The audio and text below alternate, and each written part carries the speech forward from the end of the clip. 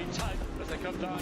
Group of cars coming in. This has all got trouble written all over it. This is G3 cars. Drop downhill there, head towards the Aqua Minerale. Imola, of course. There's another one off through the gravel. As wide as possible as they drop downhill, putting that truck inside line. Yes, Oh, he did. Through he goes.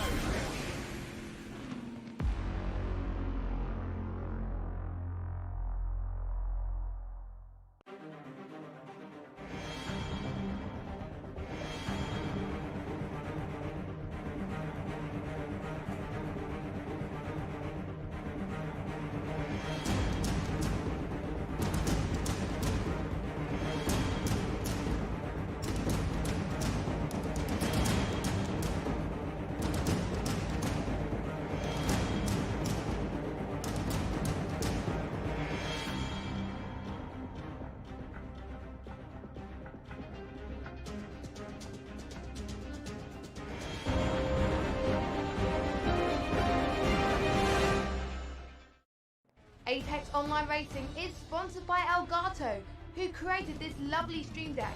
For more information about the stream deck, the link is in the description below.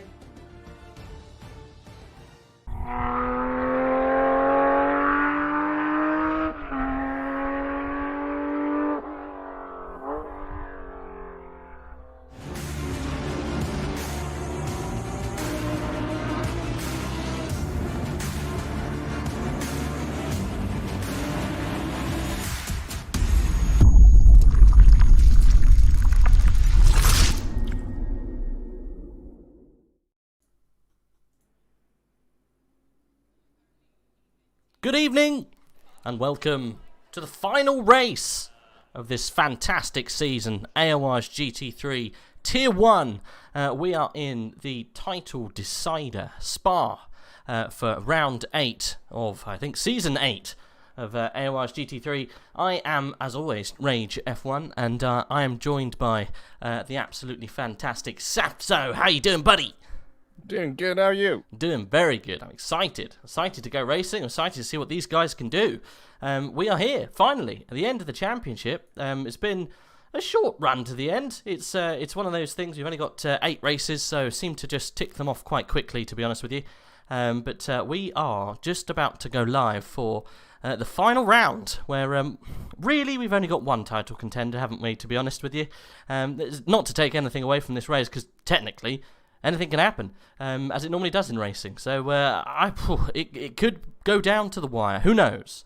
We've got 2 contenders, haven't we? Really, in this final stage of the GT3 season. I was just going to bring up some of the bits and pieces here. So Tinker van der Velde's got a chance. He's got a very small chance. He's got to win, hasn't he? And George Boothby's got to have, well, he's just not going to finish, because we've only got about 20-odd drivers here this afternoon. We're still in the practice session, as you can see. But if we've got, less than, well, we won't. You get points all the way down to 45th. And at the moment, I think, let's have a look. Where do you get points down to, Seth? Can't remember. Yeah, about 35th. It's quite a far way down. So I think, to be honest with you, everyone here is going to be scoring points wherever you finish. So really, the only way Tinker van der Velde can stop George Boothby from winning this season is by a mechanical from George Boothby. We are forwarding to the next session, and we have actually just started qualifying. So really, if you're sitting pretty in George Boothby's little gloves, what would you be doing? I'd be chilling. Like, Just I chilling? wouldn't be. I'd even maybe be sipping on a drink right now, just sitting back in my chair and enjoying the view. Having a little mint julep? Yeah. Yep. Having a little Just drink? vibing. Yep. Vibing, even. Yep, I think Yeah. I would do too, mate. Just having a little vibe there. Yep. There's not much chance of things going wrong, to be honest, but there is a little slice of doubt when it surrounds Mr. Boothby. Misano vibes. Bringing up those Misano vibes. I'm sure he definitely wants to forget. Desperately. But I don't think he will let that slip away from him too soon, because, you know, that was a horrible afternoon for George. Was out there miles away in the distance, and unfortunately it was a hardware issue. I think I'm pretty sure, at least, his gear shifter wasn't working. He had to pull over from the lead. So there is that little air of mystery around something like this. Anything could happen.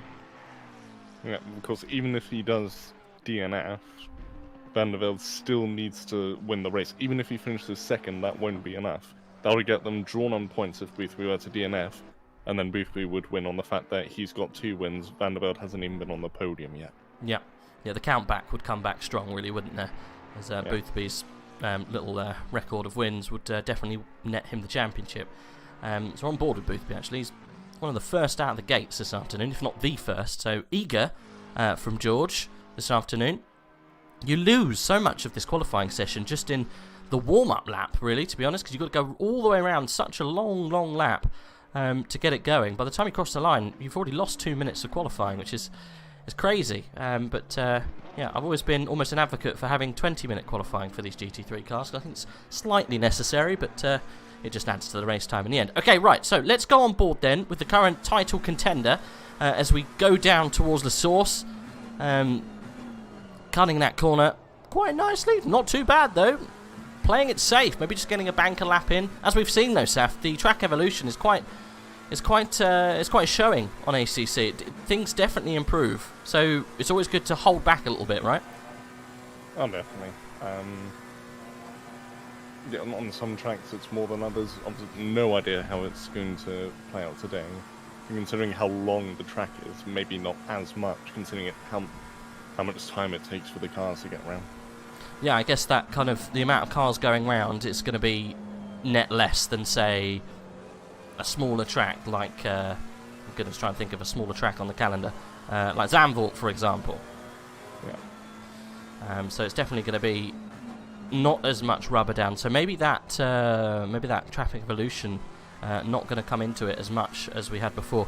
I know some people like to watch qualifying laps from inside the car because you get to see exactly what lines these guys are taking. Interestingly enough, not trying the F1 2021 line, way off in the rumble strip before Pouon. But nice enough, good. I think he's just building up here. It doesn't look like it's going to set the timing screens on fire, but I think it's going to be a nice, safe opening for Boothby's challenge for the championship. I guess you don't need to push that hard when you're sitting in this position, right? No, absolutely not. You just need to keep an eye on the walls. Now, I've never seen a car fully DNF. As in, I cannot continue driving the car DNF. It's that broken. Because you can always go back and repair. So the only thing I can think that George is going to have an issue with is if he has one of his own issues. So he has a hardware issue, has an internet issue. Something outside of the game's realm. Oh, as he goes long into the final chicane. That's not going to help his lap. Even issues like that I don't think is going to affect George Boothby today. Across the line then with a 2:17. That cost him, I would probably say, almost 2 seconds there. Wow. That's a bit of a gap to make up. So he won't be like I say, I won't be setting the screens on fire with that. Never mind. Someone who might be setting things on fire, Luke Whitehead. He doesn't set a time, interestingly enough. He either invalidates or he's gone for another one. Been mighty impressed with Luke Whitehead's performance this season. Again, 3rd place. I've got a funny feeling he finished 3rd place out last season. Let's have a little look, actually. Where did he finish, Mr. Whitehead? Season standings. 4th, so it's one better, I think. Yeah, Connor Wright pipped him to 3rd place. And then we had Malinowski and Kevin Saklari. What a titanic battle that was last season. Not much of the same. Malinowski's bowed up quite early, hasn't he, of this season. Hasn't taken any further part since, I think, probably Nürburgring or Zandvoort. Way back, he's bowed out of the championship run, which is very unlikely to see Malinowski do such a thing. But, yeah. Sometimes sim racing has that effect on people, doesn't it? When you're out of the championship hunt, you kind of lose a little bit of that flavour for continuing, don't you? And I'm actually just realising, while we might not have a fight for 1st in the championship, there could be a mix-up in the fight for 2nd. Because, of course, remember, Michael Tauscher has won nearly every race he's entered. You're right. And he's only 35 points behind Van der Velde.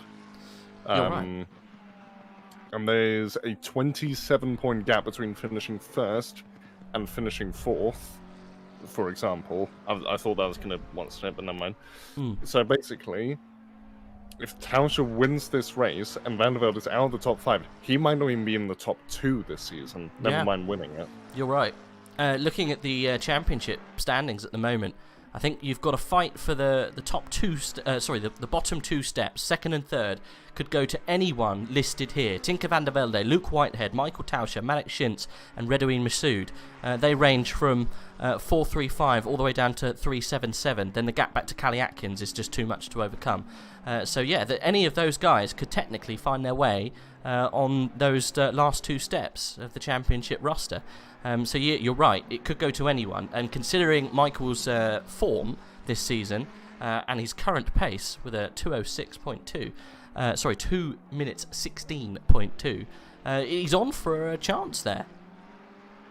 Yeah, absolutely. It's actually McCormack is quite a bit up on his time, 2/10 up going into the bus stop. So it looks like that's going to be provisional pole. He has lost a bit on the exit though. Yeah, only second, 12 thousandths off. Oh, Dara putting in a blinder. Is it good Bentley track? I know it's a reasonably good Bentley track. And you've got, I think the BMWs are quite good down the straight here because of high top speed, but maybe that's been changed in different updates. Are those people on the roof? Yeah, they are. There's people on the roof of the pits. I don't think that's a real place to stand, you know. Anyway. Really? Okay, here's your paddock pass. You're assigned a roof section. Oh, okay. Right. I'm not sure I paid thousands of euros to be sat on the roof. Black Gold Saw saying we're really pushing that commentator's curse, aren't we, Rage? We got to spice it up some way. Meanwhile, Van der Velde has gone 4th. He has, you're right, yes. And the number 66 car pops in a 2:16.3. So, yeah, only a 10th off, really. Someone off in the grass there in the background through the column. Not too sure who that was. That is Rose. And all Rose off in the grass going surfing somehow. Never mind. Let's see what's going on a little bit further down. Samir, he's in a pit. That's why he's up. Vasily Anafrov. Sorry? Boothby's on a lap. Ah, okay. Maybe we should see what George's doing. Where is he? He's right down, isn't he? So he's got to improve here. We say he's got to improve. It'd be nice if he could improve. He's on par with his last time. Yep. But where was it he lost his time again on his last attempt? The final chicane. Yes. Is it called the bus stop chicane? Or am I making it up? It is called the bus stop chicane, okay. Yes. So yeah, final chicane's where it happened. Hardy saying, let's go, loving the commentary from Rage and Saffzo as always. Cheers, buddy. Appreciate you having on board. And Tim, I think that's Timosaurus, you can join, I think you're still doing it, join us tomorrow for the Tier 2 bits and pieces. So yeah, thanks very much. Good luck for the Tier 1 races. Yeah, indeed. I think we should probably just take a minute to say, obviously we're coming towards the end of the season. We rarely talk about them. We should thank the sponsors that we got on board, because you know obviously they do help out to keep the league running. So we've got Elgato, that's a long time sponsor with AOR. We've got SIMSOK, which also provide each of the champions of every single tier, 10 tiers, with a set of SIMSOK. So these boys are actually racing for socks, which is very good. And I might say the SIMSOKs is a mighty fine product. So if you're ever looking to have a look at some SIMSOKs, jump on Google, type in SIMSOK, and maybe think about ordering your set of socks. Go for the large, FYI. Even if you are a small boy, go for large. What else have we got? We've got Driver 61, if you want some personal one-to-one coaching, or just some of those lessons you can pay. I think there is some good deals to be had over there. So thanks again to everyone who helps keep AO1's wheels turning. It doesn't go unnoticed, and we are always eternally grateful because it brings you this kind of action, which we're seeing today. George Boothby pushes Michael Tauscher out of the top spot with a 2:15.948. I didn't think we were getting to the 15 straight away. We still got 4 minutes on the clock, Saf, and we're in there already. Yeah, and Boothby the first one under the 2-minute 16s. So he's not doing what I thought. I thought he'd lay off, go, so, you know what? I think just might take it off. No, it looks like he might be going for 2 race wins in a row, rather than just going for a finish, which is very admirable. But do you really want to be pushing that much? If he's pushing, of course, he's already nearly 3/10 up on his last lap. So maybe he isn't impatient. Maybe this is just a breeze for him.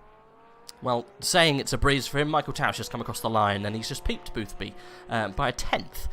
So Boothby's got a little bit more to do, but he's actually 2/10 up already. Yep. So we should see a move. We got... I feel that we've just been robbed from a titanic battle between these two boys today because of heartbreak for Michael Tauscher last time out in Monza with unfortunate exit for Shikari. Ascari. It wasn't enter Shikari, I'm afraid. It was exiting Ascari. He smashed into the side of the barrier there and wrote off the car. And it was just too much damage to continue. It was too far back to get any points, so unfortunately he retired the car there. And that just really called curtains to his title challenge. 4 out of 4. Unfortunately, that statistic went flying to the wind. He's 4 out of 5 races that he's taken part in, and Michael Tauscher has won. So hopefully he can make that 5 wins out of 6 races entered today. As Boothby then snails his way towards the line. I shouldn't say snails, not the right adjective, because he's just about to beat him by a 10th. And he does go provisional pole with a 2:15.7. Nicely done. Dara McCormack, though, he's coming back into the fray here. It's good to see the Bentleys up towards the spiky end. We've got McCormack, Bellotto, Atkins, all towards the top end, at least in the top 7. We're right on board with McCormack, as we literally on board. We'll see his movements there. We've got 2 minutes left on the clock for Boothby and Tauscher to go trading blows again. Tauscher then is up next for another 10th to be stolen away from Boothby's time. I think they're going to go to the end in this, aren't they? Yeah. Whitehead just went third, and then Mel's dethroned him down to 4th. This is an important race for White because he's most likely going to be overtaken by Tauscher unless Tauscher has an incident like last time. But it's with Shintz that he's going to be rivaling, since there's about 30 points between them.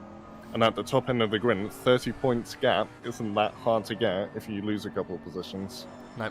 So he needs to make sure he's at least some of it. He should be safe. Because it doesn't look like Shintz is going all that comfortably at the moment, unless he's just saving up for a last run. Yeah. Again, since the title fight is pretty much dead, we've got to spice up something. Yeah. Well, let's not throw caution to the wind just yet. Dara McCormack was 2/10 up before he entered this almost the third sector. He just ran a little bit hesitantly into Pouon. It's not been too bad through the entrance into the third sector. It's been okay, but yeah, I think he's still up a 10th as he goes down toward Blanchimont, but got a little bit of work to do if he wants to improve. This might put him, I think, probably dethrone Whitehead with this lap if he can get some more time towards the end. You never know. You can go quite aggressively across the curbs with the big Boatley.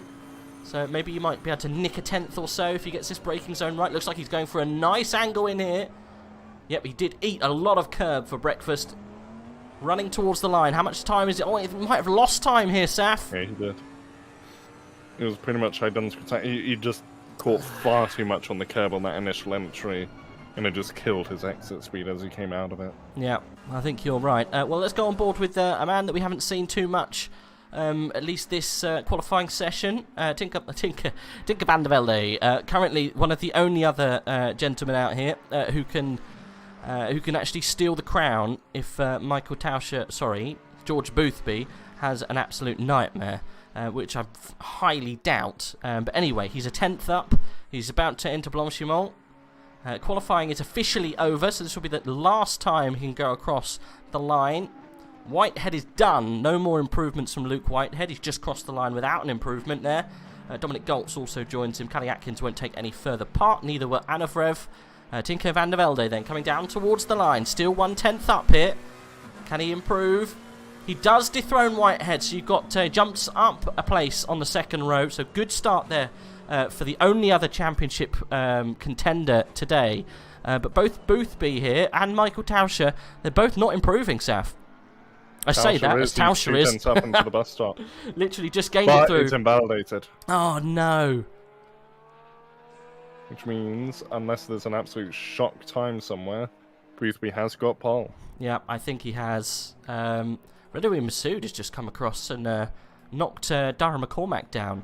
Very interesting. McCormack's not done, so McCormack's coming through into the final sector, I think. Yeah, and he's about a 10th up on his time. Don't know the names of those ones down there. What's it called? Campus? Stavalo? And then Blanchimont, and then the bus stop chicane. Yeah. Got some funny names back there. And we also have No Name. Where is No Name? Is it Pete? Is it? It's in the middle sector. I can't remember which. It's either. I think it's turn 10 after Lecombe. No, that one's. No, it's turn 11. It's No Name. I've got a funny feeling. Well, he's not up. He's on the bubble. McCormack doesn't improve. Well, he improved his time, but doesn't actually improve his position. He'll start 8th. Arnold Rose, look, snuck in there. We missed that. Saf, another good qualifying for Manol Rose in 3rd place with the Ferrari. Wow, okay, that was a surprise. We didn't notice that one. Once a surprise, but definitely not what Van der Velde needs. He literally needs to win this race, and then, as you keep saying, just hope Boothby has some sort of hardware issue if he wants any chance of getting that top spot, and he's got to be wary of Tauscher as well. Yeah. Well, although it's just for brownie points for Michael Tauscher, at least it's just for accolades only, unfortunately. I still think we're going to see a scrap at the top end. It's not for championship, but I guess it's how well George Boothby deals with that scrap, you know? It's definitely dangerous position for him to be in with someone who is not in the title fight up alongside at the start of this race. I think we're going to go for a full... it's going to be a long one, Saf. We've got a full formation lap before we go live today. I don't know why they did that at Spa. A half one would have done fine. Never mind. We'll go for a full one. Should we have a read down the grid? We've only got 23 of the boys and girls. So let's see what we've got. We've got George Boothby then on the front row with Michael Tauscher. That's going to be spicy. On all row joins Tinker van der Velde. On the second row, great qualifying for Manor Rose. Hopefully they can make up for what happened last time out in Monza. Tinko needs an absolute miracle. Luke Whitehead and Hugo Merles on the 3rd row. And the 4th row will be Redouine Massoud and Dara McCormack. Redouine is fighting there to get onto the last final spots, 2nd and 3rd place in the championship. Then 5th row, we got Marek Schintz, Callie Atkins. Technically Marek can still get 2nd or 3rd in the championship today. And then 6th row we've got Matteo Bellotto and Canna Beach. And 7th row we've got Dominic Goltz, Adam Dubiel. 8th row will be Samir Foch and Kieran Prendergast. 9th row will be Ryan McIntosh and Vasily Anarev. And then we've got Remy Papin, Trevor Wenham in the 10th row. And then coming right down towards the back, we've got Alex Taragrosa and Christoph Verstreppen. On the, I think it's the 11th row, and then the 12th row will be Kevin Niles and Konstantin Romanenko off the bounce of a brilliant finish last time. I think it was 5th in the end, maybe 6th, but I think it was 5th. And Monza, so looking for a good finish today. But you can see we've got half a grid really, haven't we? Started off in the 40s, as is the degradation through the season. And final races, normally it's only the top boys that want to do this for honours. Malinowski AWOL. Yes, Malinowski, we were discussing this, been AWOL since we think roughly around Nürburgring, Zandvoort kind of time, mid-season, right? Yeah, pretty much exactly mid-season. His last race was actually his best result of a podium, and then just hasn't started any races since. And it was in Germany. Germany was his last race. Yeah. So Zandvoort onwards, no starts from Malinowski. Yeah. Sam M says, I think the Porsche needs to save a little fuel around Spa. Well, that'd be very interesting. Obviously, they can't refuel today. It's just an hour-long race, so you can change tyre. So, yeah, if the Porsche is going balls to the wall, then it might have to do a bit of saving later on. So, I guess then, Tauscher needs to create a gap, then cruise for a little bit. Then he can push and keep going for the rest, if that is the case. I thought they were okay to go to the end, all of these guys, to be honest. I know the Bentley would definitely get there in good time, but I think the rest would be almost okay. Right, well, should we... I think we should put it up for a poll again. Do bear with us. Let's... Oh, we've got some lovely Saffzo-esque elevator music. Lovely. Won't do any more than that, otherwise we get copyrighted. Oh, jeez. Those damn elevator people. Did you see someone was streaming an F1 2020 and their live stream literally got blocked while it was happening? Who was doing that, sorry? Alex Gillen. He was doing a stream on My Team Career around Imola because it was recently added, and the stream got taken down twice because they thought it was FOM footage. Oh. Not even afterwards, during the live stream. They are ruthless. They are absolutely ruthless, the F1 guys. If they get a sniff of anything, they will jump on it straight away. There's literally no F's given. Yeah. So I know that a lot of the F1 streamy boys and also YouTube creators have had issues with the was it the FOM or whatever it's called? Yeah, F1, Formula 1 management. Right, there you go, boys. Sorry, it took me a while to type out the names. Let us know what you think. I put it up. I can only get 4 potential winners there. So do give us a shout. Obviously, unfortunately, I can't put Luke Whitehead in there. Redouis Masood, Dara, Malik Shintz. Afterwards, maybe we'll do who's going to come second, who's going to come third. Let's get your opinions on what's going to go on for a little bit later on in this race.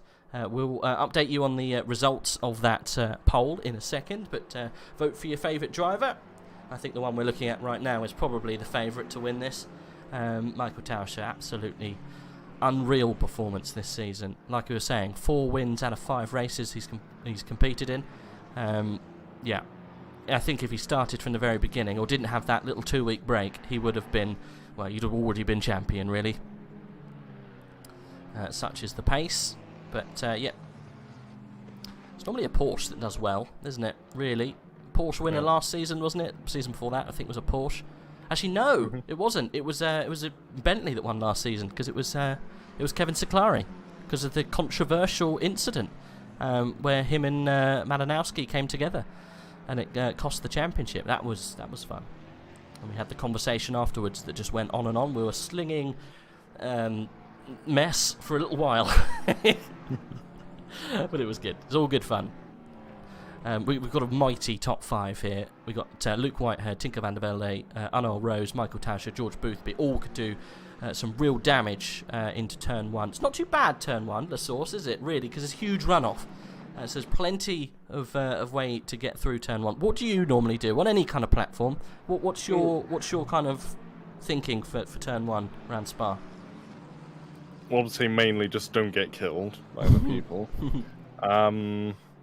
Yeah, otherwise, definitely maximising the exit because you've got that long straight after Rouge and Radion, so you want to bring in as much speed as possible through that. And if you have a poor exit out of turn 1, I think I saw someone lose up to 4 or 5 positions just from having a bad turn 1 on that one. So it's very important that you maximise that exit speed, but also obviously don't compromise your entry speed too much because otherwise people are just going to ram into the back of you. So I've got a funny feeling round here, though. It goes green on the exit of La Source. So I think technically turn 1 today is Radion Eau Rouge, for lap 1 at least. If that's the case, then yeah, just survive. Survive, isn't it, really? But half of the grid will be starting probably on the exit of La Source, if not going round it.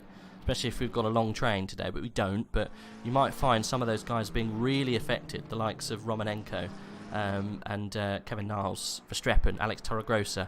Ryan McIntosh not starting this afternoon. He's in the pit. Didn't get his settings sorted out. So, it's a horrible pit to start from round Spa, isn't it? It's a huge old pit. So he's going to be very frustrated. He's pretty much at the end of the pit lane now. Is he? Okay, good. Yeah. His pit stop, he got lucky then. If he was round the corner, that would have been disastrous. Because it's a huge pit stop. A pit... because it can fit like 60 cars in around here. It's crazy. Anyway, we are almost there. I think we're going down towards Blochemont, aren't we? Ish. Where are we? Oh no, we're at the bus stop. We're already coming here. So already here. I think we will be wise to go on board with the likes of Luke and Tinko, because definitely Tinko, because he needs a very good start here, and we'll get a prime view of what's going on ahead. And as soon as we come through a Rouge, maybe we'll go into the helicam and see if there's any damage. Of course, Saffzo, you can give us your little... Oh, huge crash! Oh, good. Yeah, Ryan apparently fuel saving already, starting from the pit lane. Big brain move, says Black Goldsort. You never know. You never know. We'll look to that with Michael Tauscher, see if he puts in the big brain moves. We're about to go green then for the final race of AOR's GT3. We are Tier 1. It's Season 8 Championship Decider. There's only 2 boys in it. I think the favourite, though, starting on P2, is going to have, or P1, sorry, is going to have something to say about it.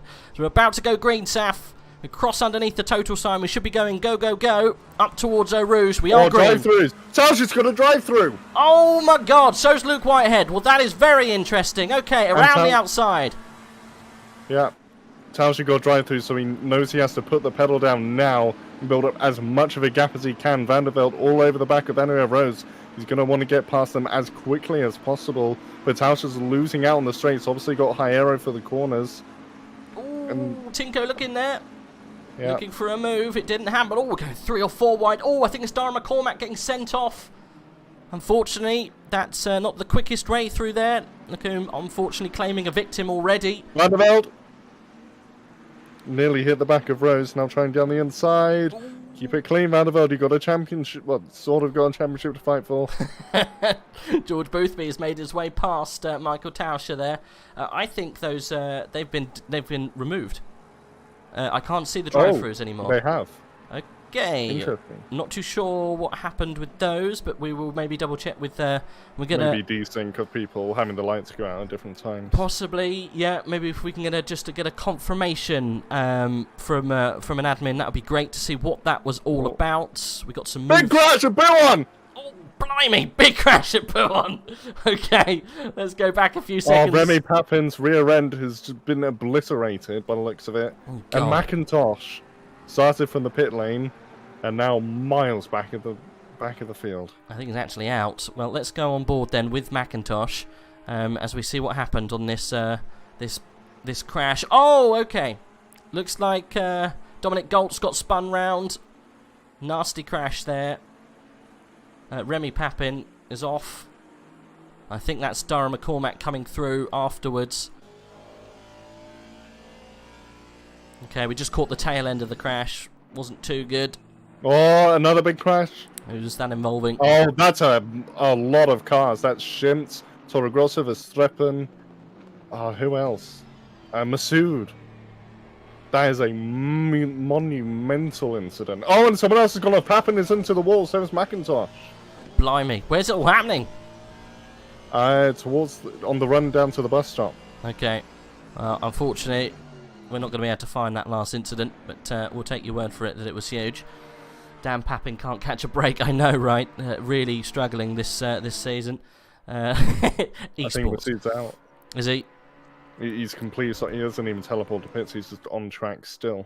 Oh, goes from bad to worse for Redouin Masood. Never mind. We're on board then with George Boothby as the fight kind of heats up between Tauscher and Tinker van der Velde. Look at Tinker van der Velde. He's got the bit between his teeth. He knows he has to win this. Look, right in the slipstream of these 2 top boys. He wants to get this show on the road. Doesn't want to have to wait for Michael Tauscher for this to speed up a little bit. I'll leave you on the rear wing cam for a second while I just going to dip into race control, see if I can find out what happened with that drive-through. I can't see any information about it, about the drive-throughs. But we'll double check back maybe a little later, see if we can get some information. We've already got a nice little gap, these boys, haven't they? Yeah. And I am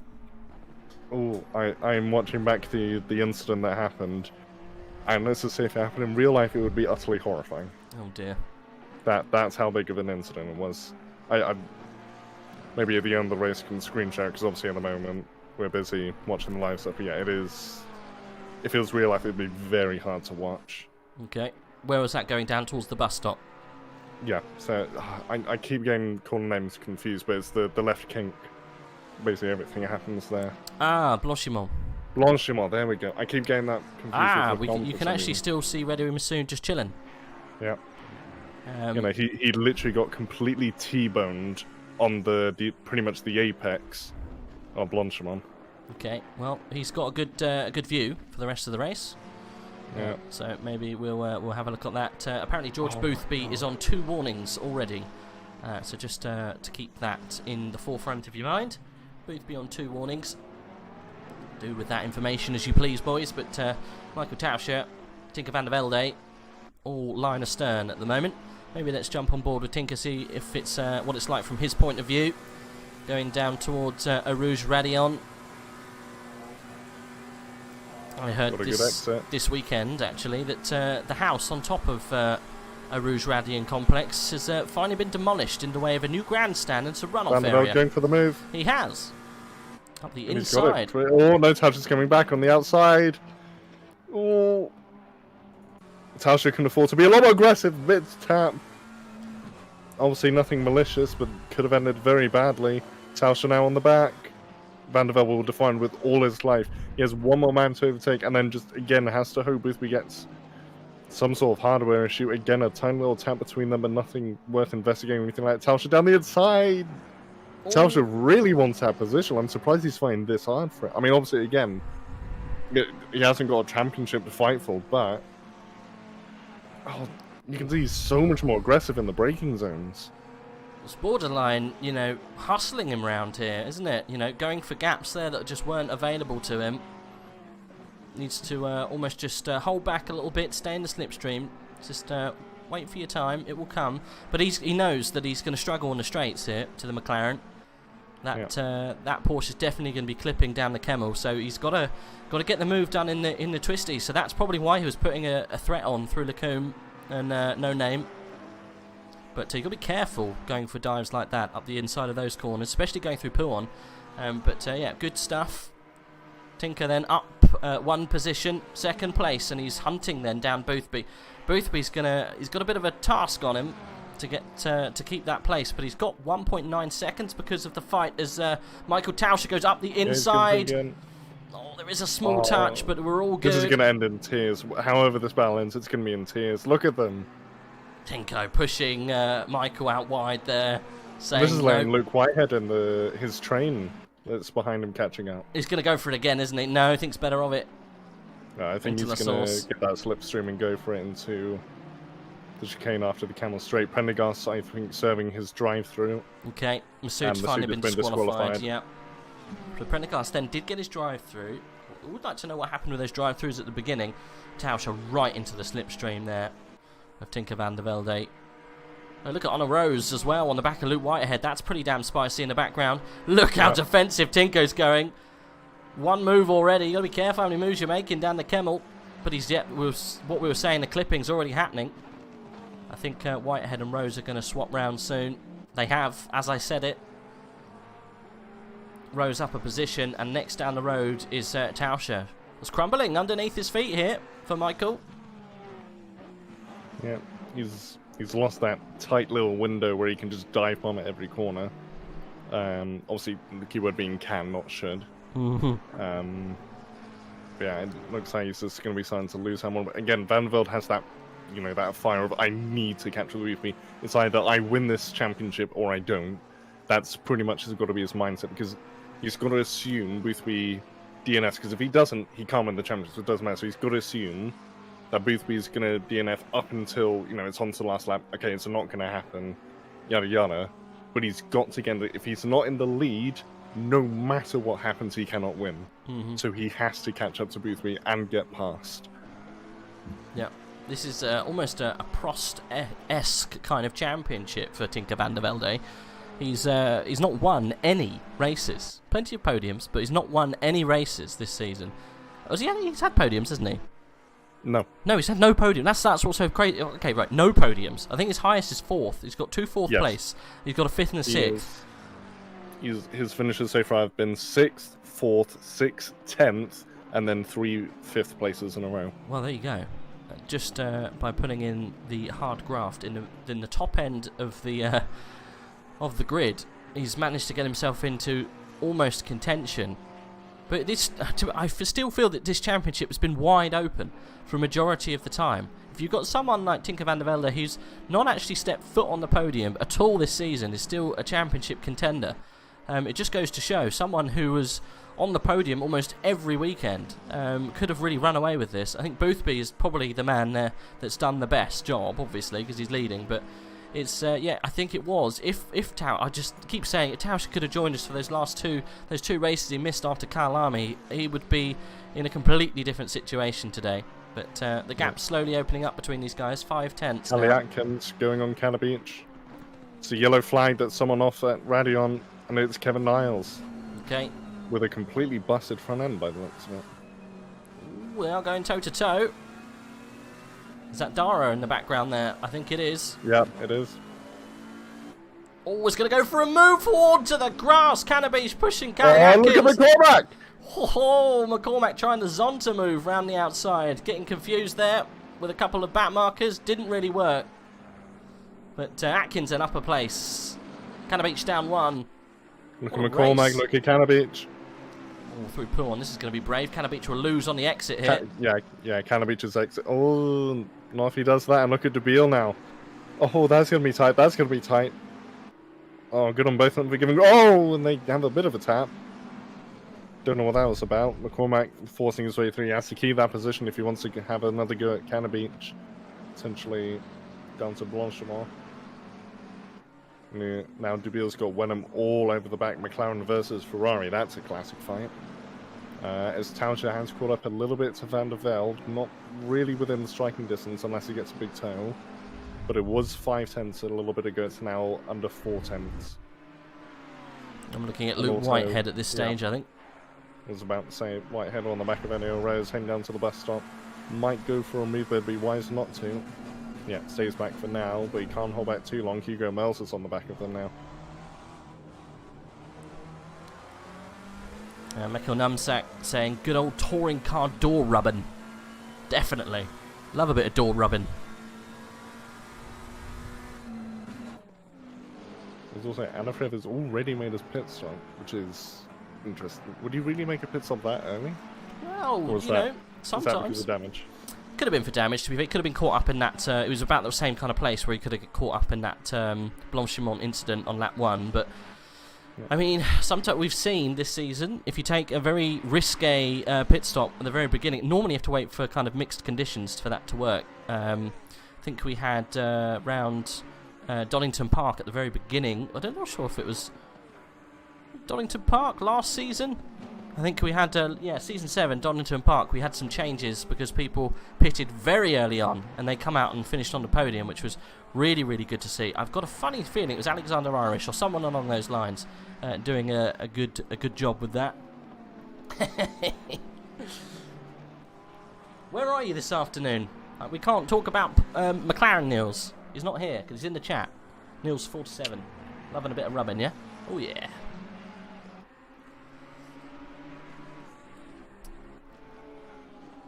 Leaving it to the big boys to fight out today, I think. Oh, look at this, Michael Tauscher, look, trying desperately to get past Tinker van der Velde. Tinker's doing a really good job this season, isn't he? You know, it's I'm not overly surprised to see how well he's been doing, but still, it is somewhat of an eye-raising achievement to stay where he is. Last season out, he was 5th place behind Luke Whitehead after all was well and done. So he's got the pace. No, he's not. That was Niels. Sorry, I'm getting confused. Where is Tinker van der Velde? Maybe he didn't take part in Tier 1. Was he Tier 2? Maybe he's new. I didn't think he was. Definitely wasn't Tier 2 because Remy Papin ran away with that championship. Maybe Tinker was a little bit further back the seasons. I can't go any further back than 7, unfortunately. So we'll go back to Tier 8. Season 8, sorry. I'll keep the standings up just in case we do have some drama towards the end. But Mike Tauscher has dropped back a couple of tenths that lap. Looking good for Boothby. Look, 3.3 ahead already. Yeah. It's like we've been saying maybe too much during this race. If Boothby doesn't have any issues, it's going to be a very comfortable win. And actually, if it finishes as it is, he will finish exactly 100 points ahead of Van der Velde. How's that for winning a championship? Yeah, we've got a whole race win in the net. And that's despite Boothby.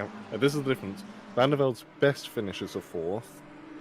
Out of the finishes he's had, so excluding the DNF, The worst finish Boothby has had is 4th. That's the difference. But also because Boothby has had that TNF, it means Van der Velde just has that tiny inkling chance today. Yeah, looks like it's going to be, without any issues, a 3rd win for the championship leader. Yeah. We're on board at the moment with Trevor Wenham. He was looking like he was going to put a move on Adam DeBeal, but it's just dropped back slightly this lap.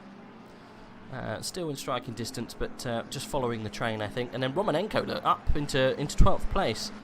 Started way back, at the back of the grid almost. I think he was actually the back of the grid, up all those places. Look, there's at least 12 or so places Romanenko has made. So obviously weaved and carved his way through those incidents on lap 1.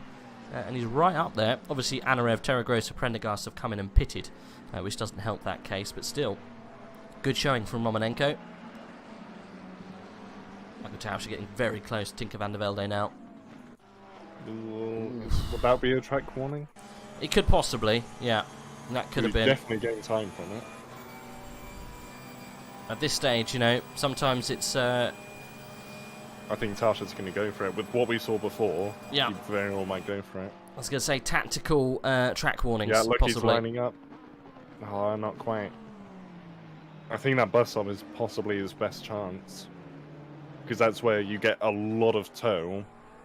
Do you get more tow from that run up to bus stop or from the Camel Straight? I think because the down towards Blanchimont, you've got a high-speed corner. If you've got a nice setup going there, you don't lose as much time. So it might be that Michael's just getting a good pull through there, as opposed to a straight run where he's almost, you know, clipping the engine. Might just be that little bit more appealing to the Porsche setup. That possibly could be why he's getting up and close. But taking a more aggressive line through Eau Rouge there. Did you see him just run over the rumble? He's got to be careful because that's definitely a spot where you can get an easy warning. But there you can see, look, Tinker van der Velde just pulling away down the end of the camel. Just can't get on him. But maybe because of that turn in that kink through Blanchimont, through 18 and 17 and 18, it just keeps him there. So yeah, as I was saying, I think bus stop is definitely the best chance. For yeah, I reckon so too. Otherwise, yeah, like saying, it's going to be stubborn. Or this could be one of those races decided on strategies within that undercut window, certainly. Oh yeah. Or even overcut window if that's the better strategy to go with. Well, think how long the lap is, you know, so you can get. We've got someone off. Okay. That was Adam DeBeal. Okay. Oh, he's going very slowly. Yeah, he's just got back up to speed. He was 9th down to 14th now. Okay, well, maybe we'll go on board. He was fighting there, I think, with Dara. Well, it could have been Callie Atkins, to be honest. I think that's Dara. Oh, Trevor Wenham collides with the back of him. Oh, Constantine, I think, got a little nick of that. Romanenko goes past, yeah, so that's why. Got turned round by Trevor Wenham. Unfortunately so. Right, so that cost him a good few positions, didn't it? He's right down then, 14th place. The last of the runners that haven't pitted, really. The other guys are all finished. No more from Niles or Masood. Yeah, huge amount of dropouts already. Look, Manik Shintz, Samir Foch, Redoui Masood, Christoph Verstappen, Remy Papin, Kevin Niles, Ryan McIntosh, all out. I did see in the chat Ryan McIntosh, I think he F4'd by mistake or something along those lines. I've got no idea. What you're oohing about. At the 5 and also falling by mistake. I know. Right? Also with that big incident, I did remember to save the replay this time, so perfect. Even if the hour or whatever expires, we can have a look at that after the race. Fabulous. We were just about to go through some of the incidents in Monza, weren't we? And it reset the session and we weren't able to look at them as it happens, unfortunately. Tausch has dropped back a couple of tenths now. He's got out of that operating window. I think what you shouted about just a minute ago is going to be pivotal for this. Tausch is going to have to go for the undercut.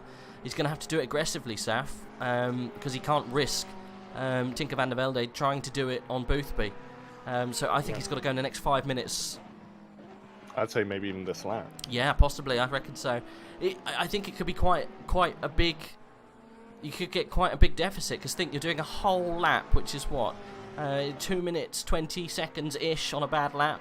On those tyres, you can come out and do a 2:15, you know, ish, if you're really on it, at least a 2:16.5. So you can make up seconds by getting a good set of tyres on, and just going out and blasting on some fresh rubber.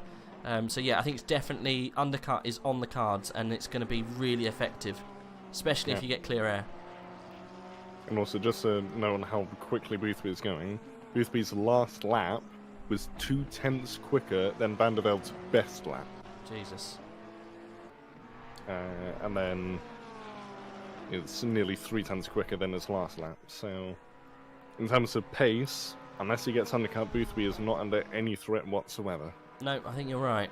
But still, the curse of the commentator is strong. Look what happened in Misano. So I'm not going to count all of his eggs or chickens just yet.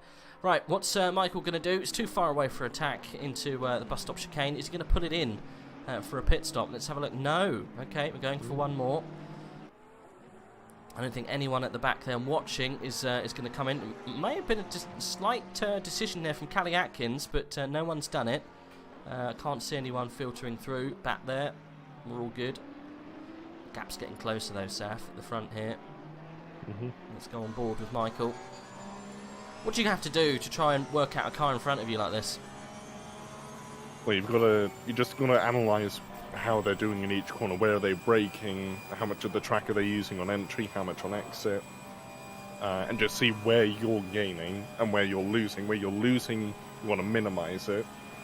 And when you're gaining, you want to maximize it. So if you notice, okay, I'm gaining a lot in this braking zone, but I'm losing more on the exit, then maybe actually you want to sacrifice a bit of what you're gaining in the entry so you can get a better exit. And then you just do that with each corner, just see which gets you the best net gain, and then just do it lap after lap after lap after lap until you've got so much intel you go, okay, I need to sacrifice this to do this to do that, so on and so forth, until you're constantly gaining on them, and then you get within striking distance in Tauscher's case at the bus stop. Yeah, I reckon so. It's tough though, isn't it? You know, because sometimes you can get into that headspace where you're thinking so much about it that you're not putting down the best of your abilities. As I think Tinker went a little bit wide through Pouon there. Yeah. Tauscher was definitely on a faster line. Yeah, don't think it cost them too much though, because of course they've still obviously nowhere near as much as the open wheel racing, but obviously there'll still be a little bit of dirty air through that, so it kind of negates also how he would have gained. Van der Velde had a good X out there, so might not be the best chance for Tauscher this lap, but again he's got 37 more minutes, and he has to remember that undercut. He has to do it soon, or he risks Van der Velde doing it first. Yeah, I think he's gonna. If it was me, I'd be in. I think it's you got to do it. You got to be aggressive if you want to overtake. I can't see any other way around here. But if Tinker comes in, he'll... I've got no idea. Right, what's going on? Oh, looks like Tinker almost fainted to come in there. They're going for another one. Interestingly enough, George Boothby's in. Yeah, very interesting. The leader then pits before the rest. Oh, this is going to be telling. And that means neither Van der Velde nor Tauscher can pull it on Boothby now, meaning literally a hardware issue is the only thing that can happen to Boothby now to cost him this championship. Otherwise, you can just vibe to the end of the race. God, straight up vibing. So much time. What's that? Sorry. This pit lane costs you so much time. Oh, so he's a big one. Absolutely massive. Rose taking quite a chunk through Arouge there. You've got to be careful through there. You might find yourself getting a warning. We're doing that too many times. Definitely time was gained before the Kemmel. But these guys know exactly how much time they can and cannot take. Where's this going to bring Boothby out then? I reckon it's probably going to come out somewhere. Right at the back. You reckon right at the very back of the runners? Yeah. Well, obviously not behind those who have already pit, but no. Behind. Yeah, he's already behind Dubiel, and Goltz has come into the pit. So okay. So yeah. Although Prendergast has already pit, and he's just gone past Boothby. And Daniel Montero saying an off for the win. I'm not sure if Rose has got it. Be good to see them do it, but I'm not sure. We're watching at the moment. Very fast today though. Definitely a shout out for a podium. Sorry, Saf, I interrupted you there.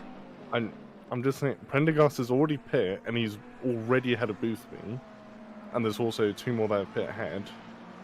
So, can they make it to the end? Yeah. As in, from where they pit? Because if so, Boothby's not even going to slightly win this, because he's got 3 people ahead of him who have already pit. Where is Boothby? Let's have a look. Is he just coming out? He's just come out of the pit lane, and Prendergast is already in the middle sector. And then there's 2 people ahead of him who have already come into the pits. See what happens when it all sorts itself out. Well, Kieran was well in earlier on. Where's Adam Frev? Oh, wait, no, I've got this wrong. They're a lap down. Ah, right. Oh, Prendergast was unlapping himself, I think. Maybe 2 laps down, and then it became 1 lap down or something. Or Yeah. maybe in the 3 laps. Yeah, okay. I think he's a lap down. That was very confusing. I was. I had to double check. No, Yeah. he's not. You can see Dominic Goltz is the next one down the road from Boothby, who's pitted. Boothby's well clear at this stage. Yeah. No, I thought it was going to be exciting. Never mind.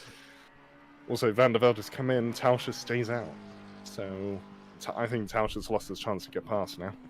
Oh, well, that is very telling. Michael Tausch deciding to stay out. Well, maybe he wants to get some free air through the corners, because I think he was losing a lot of time behind Van der Velde. So we'll see if Michael can improve his lap times when he's got a bit of clear space. You never know. It does look to me he's got a bit of damage on the front of that car as well from the rubbing. So that's not going to help him, unfortunately. Chat was already correcting you, saying that he was a lap down. Yeah. Oh dear. Yeah, I didn't notice it either until I saw the 2 pop up. The timing screen's slow. It's quite slow. Yeah. Yeah, it didn't show the plus whatever laps when he was going past, so... Yeah, tis my mistake, I'm apologising. It's alright. He's Boothby still leading. He is indeed. Whitehead is in the pit now. We've got a lot of pitters, actually. Yeah. Rose has decided to come in. Van der Velde will be going very shortly.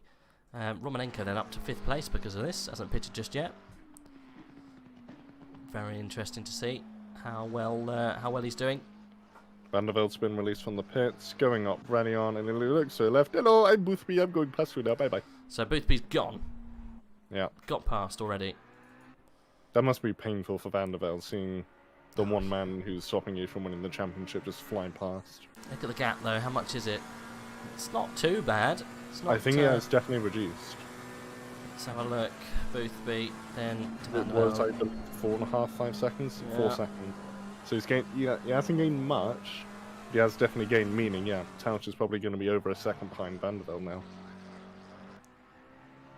now. Speaking of, he has come in. Okay, good. I was going to say, Noel is saying how much does damage affect aero in the front? Quite a bit. If there's quite a lot of damage, I think that was only a little bit of like surface damage. It wasn't anything, massive. So that's probably just maybe 5 seconds in the pit extra to fix that damage, which a lot of these boys don't do. They get damage and they stay with it for the rest of the race. Usually from around 6 seconds of damage ups they get. Or was that the rear? I don't remember. Yeah, so it's only a few seconds. It won't be a lot, but still, 5 seconds in a pit is a long time out on track. We've got penalties. Okay, guide us through, Saf. What have we got? So, first of all, we have got a 10-second time penalty for car 747 for causing a collision with car 6 on turn 12 of lap 1. That'll be Verstappen. Yeah, he was already left the session, so Yep. I don't know what's going to happen with that, considering it's the last race of the season. Then we got a 15-second time penalty for car 6 for causing a collision when returning onto the track, in brackets, wrong direction of the car. That's also with 2 license points, and the other one involved in that was car 15. Okay. And both of them have also left the session. Yeah, that's Papin and McIntosh through Puan, I think. Possibly. Yeah, that was also turn 12, lap 1. Then we have got a big one, a 30-second time penalty with 2 license points for car 1, that is Renouin Massoud. Yep. But they've been disqualified already. That's for causing a collision with cars 14 and 64. That's Marek Lap 1 Shintz and Darren McCormack. Yeah. And that was lap 1, turn 17. And then we've got another 30-second time penalty, again for Masood, on the same corner, same lap, 5 seconds later, for a dangerous rejoin and causing a collision, another 2 license points. So he got himself 4 license points in 5 seconds, essentially. And that was with car 10, which was Prendergast, who is now a few laps down. So, yeah. Then we got disqualification for car 1 for not holding the brakes, causing a collision, including multiple cars, going AFK while on track instead of returning to the garage. With another 3 license points, so that's actually 7 license points. And this is a new one. Position in the league will be put under review. Oh, that's Redouin Masood. Yeah, that's all for Masood. All those last 3. It was because of it's because of sitting in the track that was naughty, and AFKing, isn't it? Really, yeah.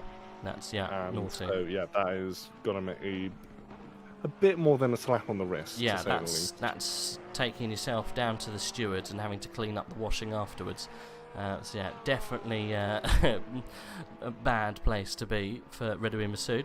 Disqualification and 7 penalty points, and a review of his position in the league. Well, never seen that one before, have we? Does position in the league mean potential disqualification from the standings, or whether they take part in the league in the future? I think it's the latter. Yeah, I think that's probably what they're looking at, or possibly a disqualification from the entire, this season, maybe. Season disqualification. The likes of Schumacher 1998, because of the crash against Villeneuve. Let's double check that, because we've already done enough misinforming. Okay, well, anyway, whilst you're having a little talk about penalties there, Michael Tauscher came out of the pit, challenged Tinker van der Velde down the Kemmel, and Tinker had just had the pace to just to run away slightly, and also had the warmer tyres. So he's actually got a 2.5 seconds on Tauscher now, but still, still possible. What did he do? I think he caused a collision, flou blanchiment, didn't hold the brakes after said collision, and then AFK'd while still on the track, leaving his car on the runoff area. So he had to be disqualified and removed physically from the lobby. I think that's what happened.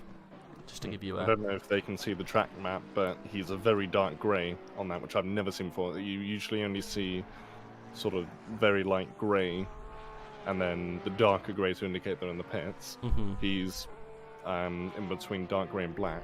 So whereabouts is he? Is he in the pit? Yeah, that's in the pits. Okay. I don't have the track map. Romanenko has got on drive-through. Mm-hmm.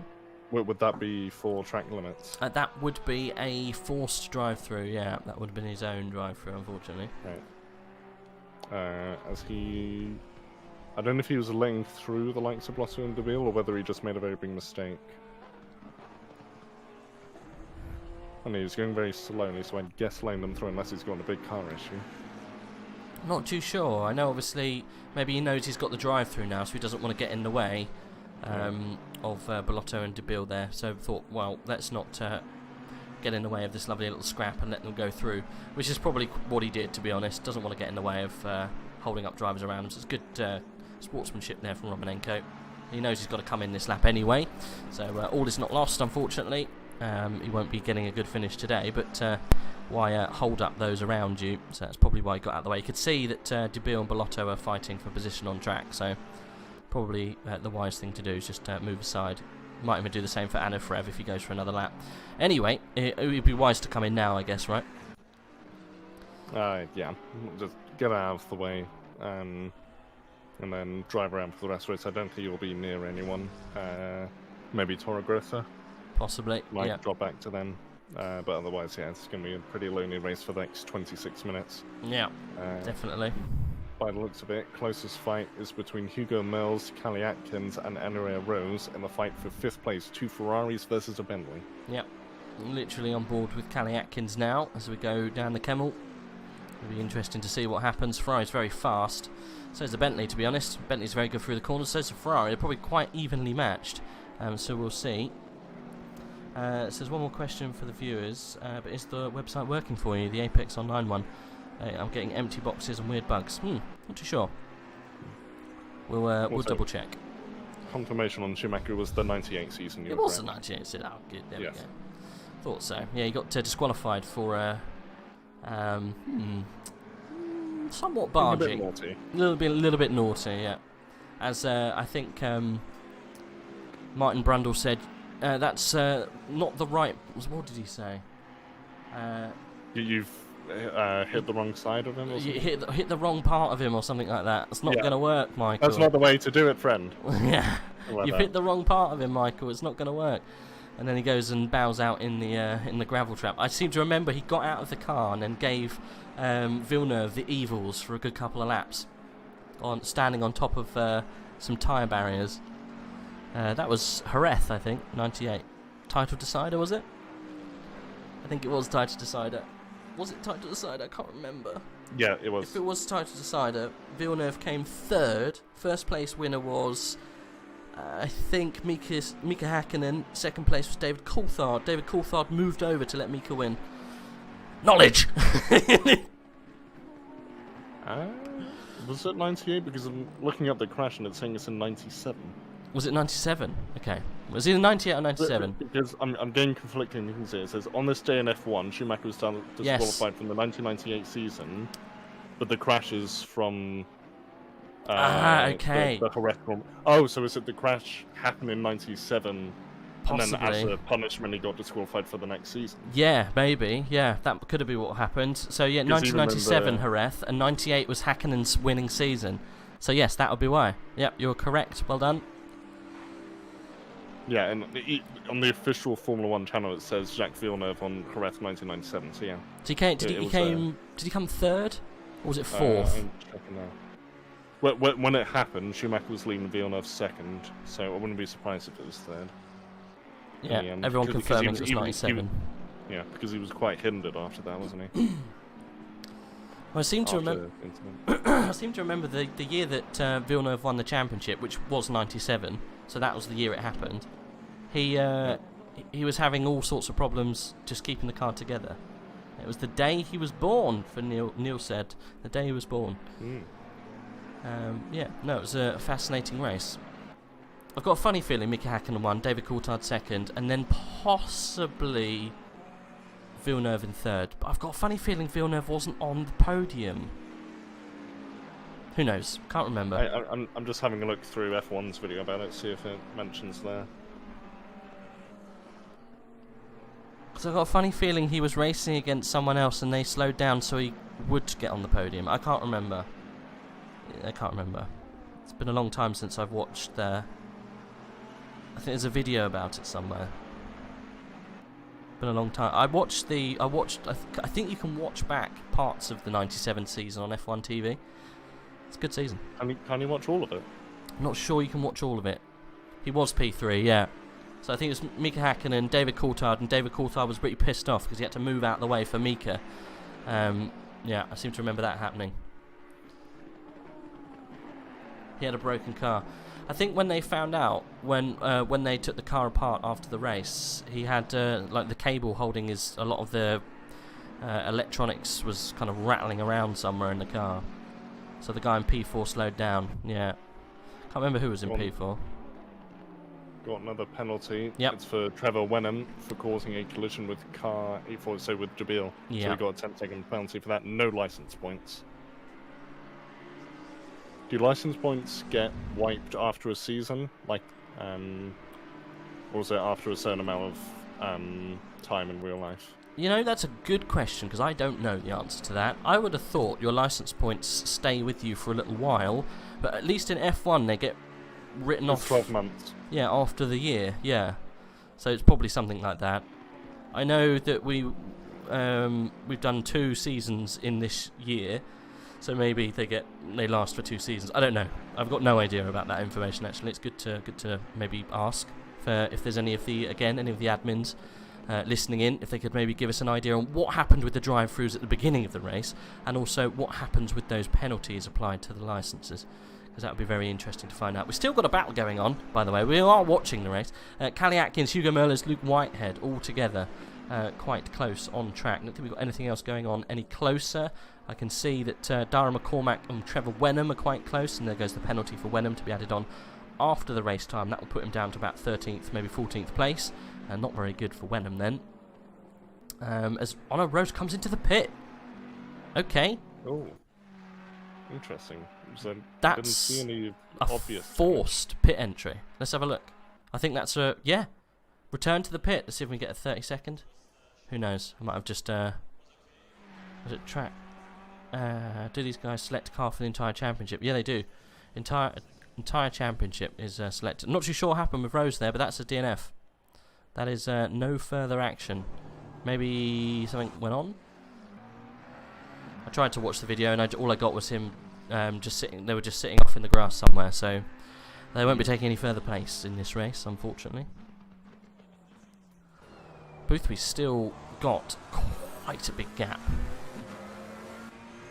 6 seconds away from Tinker van der Velde. This will be Van der Velde's best finish if he keeps it all together. Second place, first time on the podium, and I think that will keep him second place in the championship, won't it? Really, might lose it to Tauscher.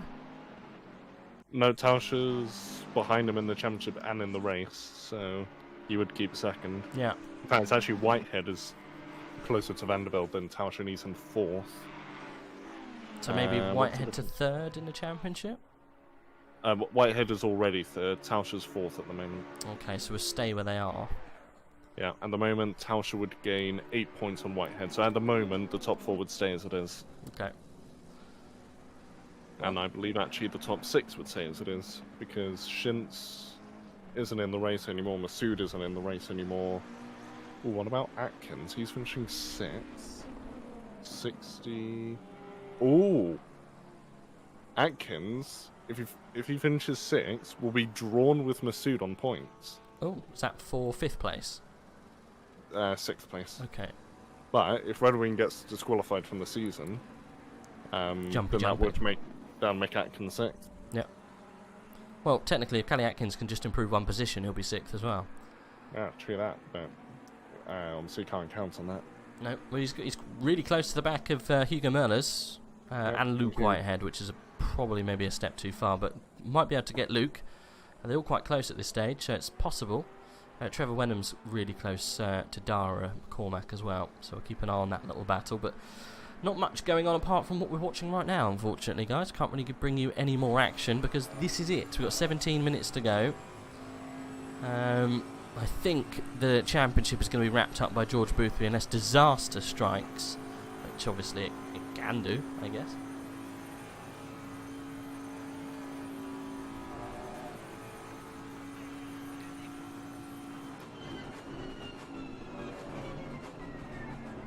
Just now scrolling through the Jerez race on F1 TV, looking for when it happens. Because things it doesn't have a lap counter, so... So no. No. Just got to wait until they don't look at red cars anymore. Yeah. Can't remember who was in the second red car at that stage. Was it Eddie Irvine? I believe it was. Don't quite... I think it might have been. I think it would be, yeah. That must be so disappointing for Eddie Irvine. You get promotion up to Ferrari, and then you're like, oh, Michael. But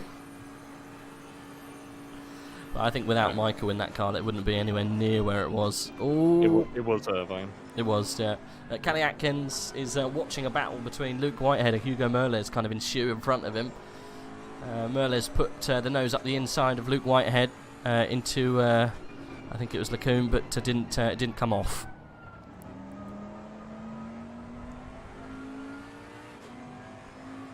I think this is No Name, turn 11. Funny feeling. I think what they just went through is No Name. Yeah. Yeah. It's a hard corner, that. You never know if that barrier's gonna creep up on you. Luke got a good drive through there.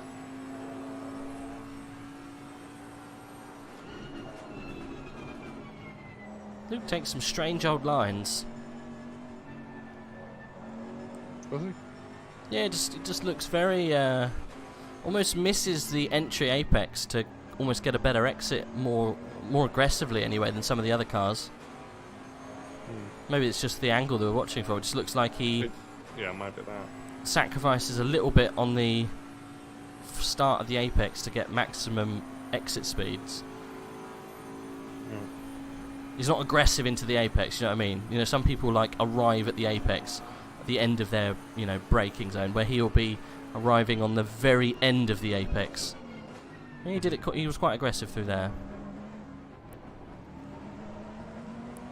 Well, I think no matter what happens, he's pretty likely to hold on to his third. Yeah. Because if he finishes 5th, then he will lose 15 points to Toucher, still stays in front. If he finishes 6th, he will lose 21 points, and they'll be drawn. So we could have 4 people that are drawn on points in different positions. Although for Whitehead to be 6th, Atkins will need to be 5th. So no, it's unlikely for that to happen. Near on impossible, but it's a nice thought. Oh, look at that defense of Luke Whitehead going right to the outside. He's going for it. He goes Hugo miles around the outside. He's going to be on for the next corner though. Oh, look at Whitehead just moving that car over. Very well defended. Yeah. Look at Atkins now. Has a good exit, or at least should. Muller's had to get out of it quite aggressively, didn't he? Because it's cost him so much speed. Well, round the outside isn't a great line for that corner. You usually don't have the traction to keep up. And on the inside, you can just keep it tucked in. Yeah, I think Atkins needs to force an inside line if he wants to go there next time. I think that was just desperation defending there, really. Yeah. Doing anything he could. Look how much it's let Whitehead get away. Yeah. The pressure's off. I think Whitehead's actually he's struggling a little bit here today. I know when we had chats with him after races, he says he's changed the focus a little bit more onto developing some of his setups himself, trying to learn the trade a little bit more in that sense. So I think that has correlated with a slight drop in form. It's not desperately, but he hasn't been as, you know how he would start in 6th and then just fight his way back to the podium. Just haven't normally seen that fighting spirit from Whitehead in the past couple of races. But I think that, you know, it's all part of the development, isn't it, of driving. I know he's not long joined ACC and AOR, so you know it's a journey that he's undertaking, and it's, you know, it's going to have its times where he's going to have to make decisions to like he's doing now, to do the setups himself, and hopefully in the long run, it's always a development phase, isn't it? Sim racing, you know, it's not, you can't just jump into a car and be fast. There's got a lot of work that goes into it. Maybe he's just in that kind of work phase before he gets rewards. Anyway, he's still 4th place. He's got Merlers all over him, though. This is quite desperate for him at the moment. Let's maybe jump on board with Hugo, because he's going to be right up the gearbox of Luke Whitehead here. Aggressive what Merlers was over Eau Rouge, and straight into the defensive. Luke Whitehead fakes a couple of ways, but holds the inside. Oh, pushing Merlers to the outside. That's quite naughty. Merlers has got it. You oh reckon? no, Whitehead sneaking in on the inside. Oh yeah, that's a bit. Oh, over the rumbles there. Luke's got to be careful. Yeah, I think. Little bit aggressive. If there was a bit more of a touch, then yeah, that'd be questionable.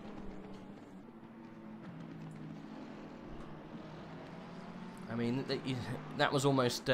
We've referenced it a couple of times already today. Touring car aggressive that through there, wasn't it? As opposed to GT. Just about get away with that kind of defence. It was the little feints though, just entering the Kemmel that got me. Just feinted to the outside and then kept the car on the inside. Merlers though coming under attack now from Atkins because of that little incident. I think Merlers is the faster car here though.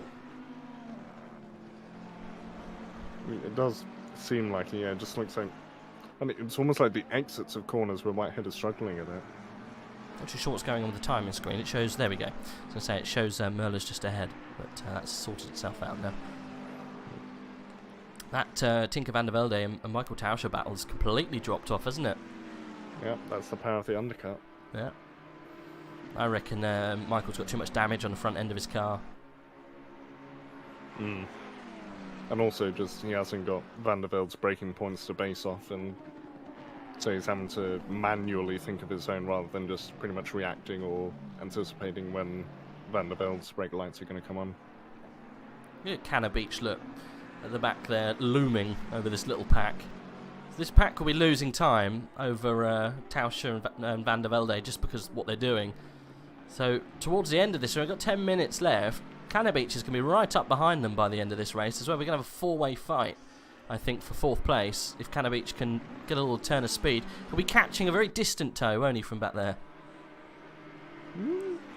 I'm not in real life. I think so. I'm not sure in ACC they'd simulate in that way, but definitely in real life you would. Like just the slight. Actually, I'm not sure. If you did, it would be incredibly faint, and I imagine in ACC you wouldn't. I can't remember if I answered your question, Neil. Do these guys select a car for the entire championship, or is it track by track? They choose a car for the entire championship, and they keep it the whole championship. As far as I'm aware, they don't change cars. And if they do change cars, I think they get either a point reset or a deficit that they have to overcome. And I'm pretty sure we have a BOP, I think. And there definitely was last time. I think there's a BOP. But I'm not entirely sure. Can't remember.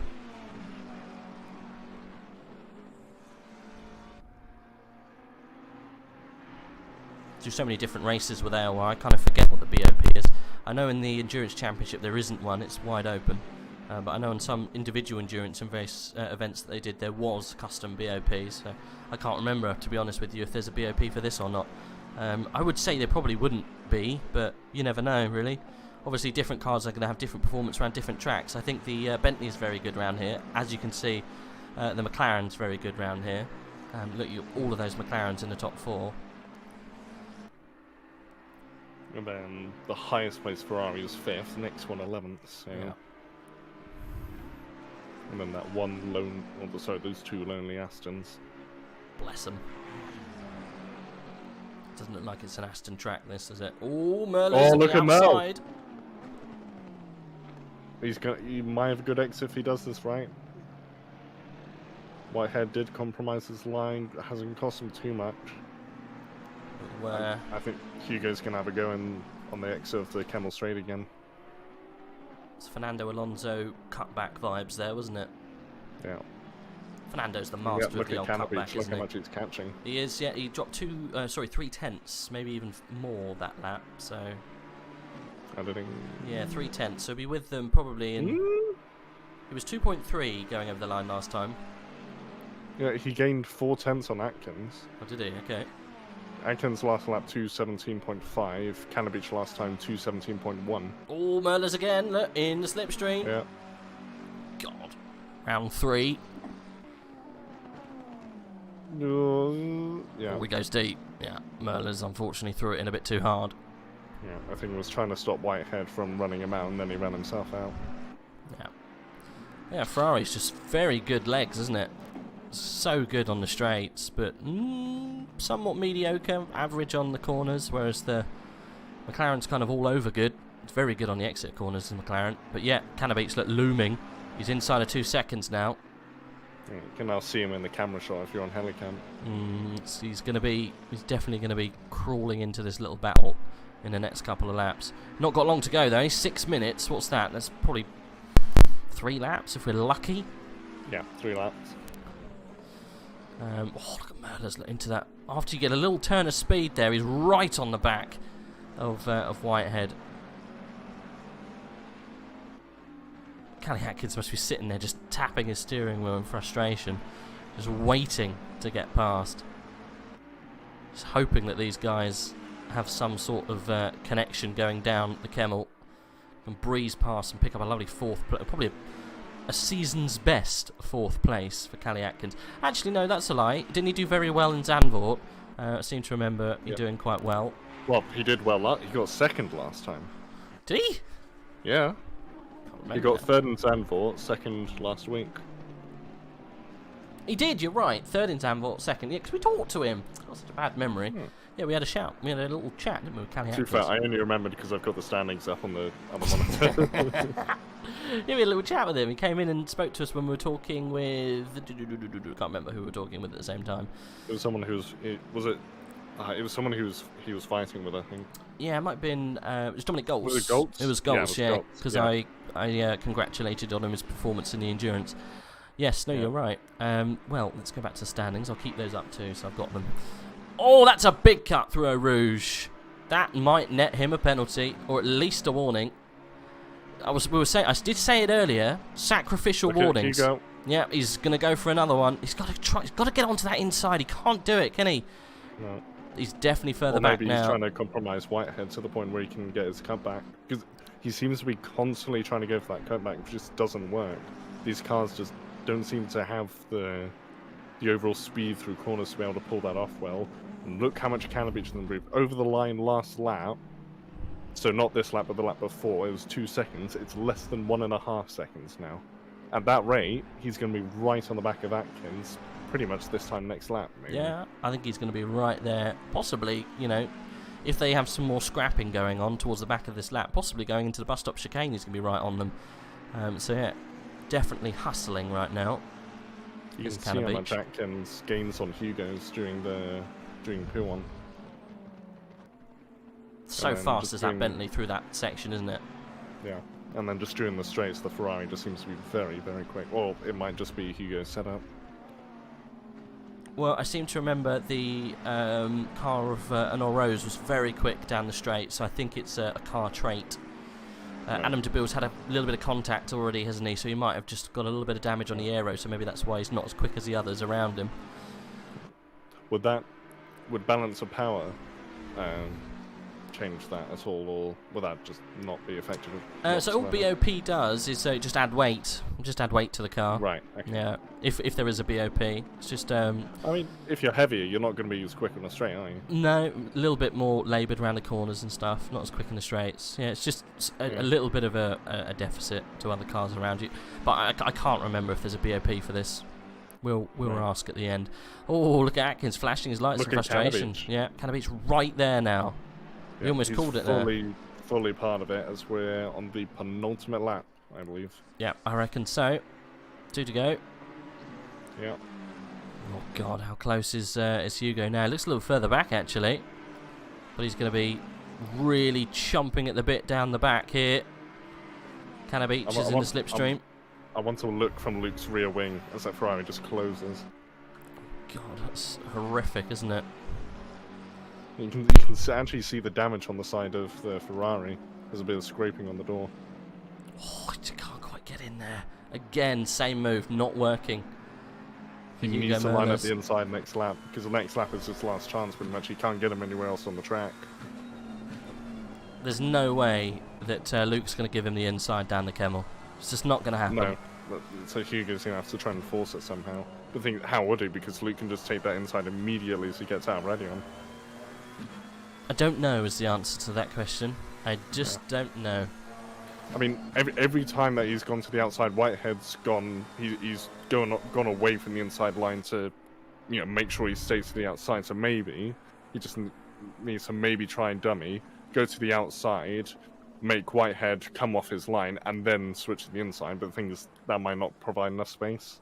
And actually, Atkins was flashing his lights at Hugo there for a moment, so his Whitehead's rear end just got a bit slippy there. So if they'll lose him any time, and Canterbeach all over the back of Atkins, might actually go for him even to the bus stop. Yeah, they're very close at this stage. Yeah, Canterbeach is incredibly close on the back of Atkins. They're all getting pulled around at this stage. It's only, I guess, Whitehead's having a trouble pushing Whitehead's a hole, taking isn't he? Duckett's booth, but he's gone on to the last lap.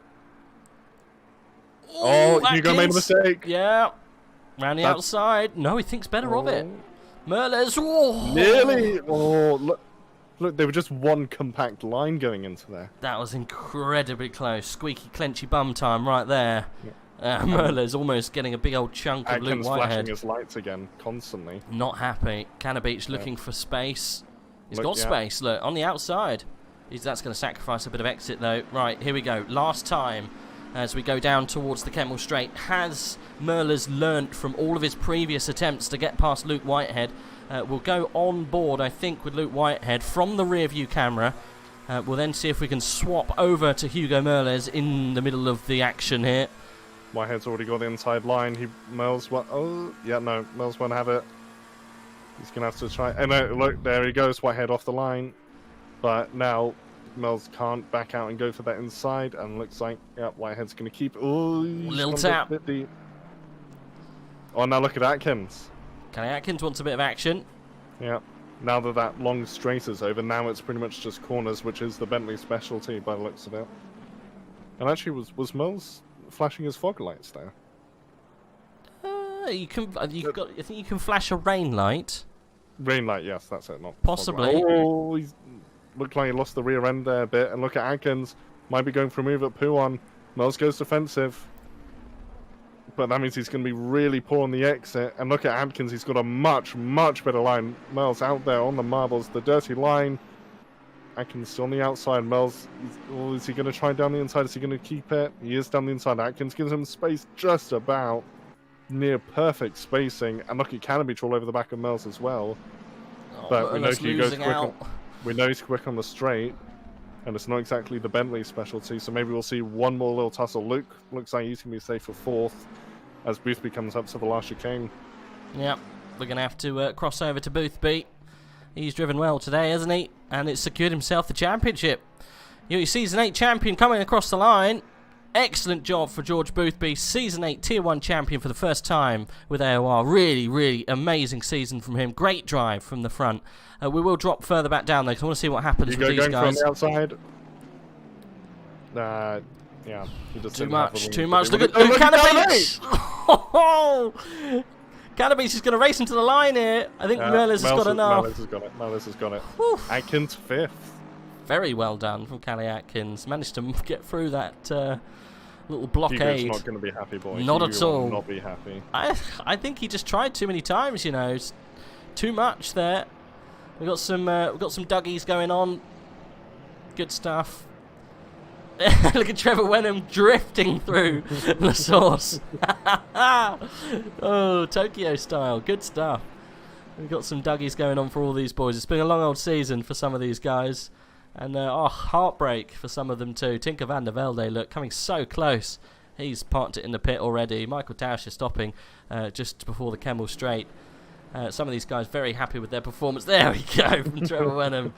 Good stuff. Got some Dougies there from Adam DeBeau in the background. And I think that's Dara McCormack having a go, but failing quite miserably. Good stuff. That was 8 races. We've got 1 champion. We've got 2 people just behind. I think our top 3 for the season is George Boothby, Tinker van der Velde, and I'm pretty sure Luke Whitehead will stay where he is, right? Yes, he will.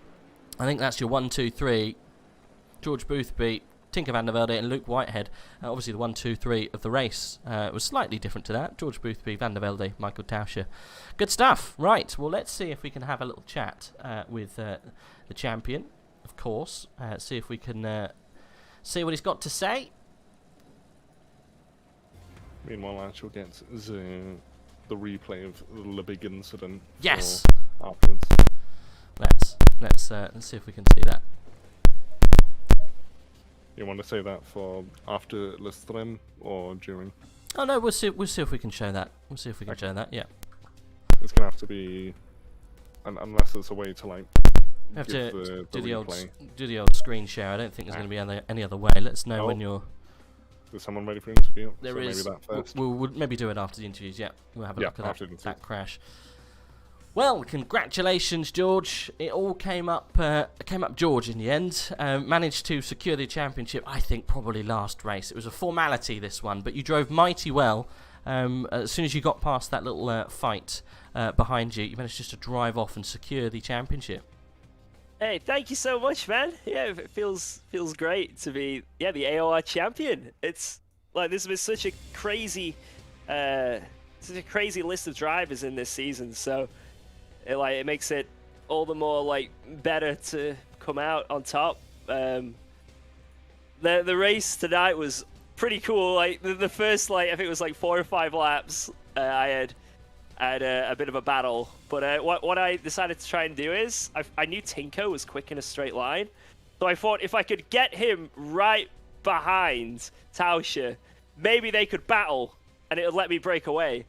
So I kind of deliberately went a little slow into the hairpin so we all bunched up. And then my plan worked. And then Tinko managed to get around. I gave him a little bit of a toe as well. And because they battled, it just let me gain that 2 seconds because Tauscher was just sticking with me in the toe constantly. So as soon as I broke it, I was able to get a bit of a gap. So yeah, and then after that, I mean, Tinko had insane pace. I think if he was on me straight away, that would have been a crazy battle because I was barely quicker than him, if anything.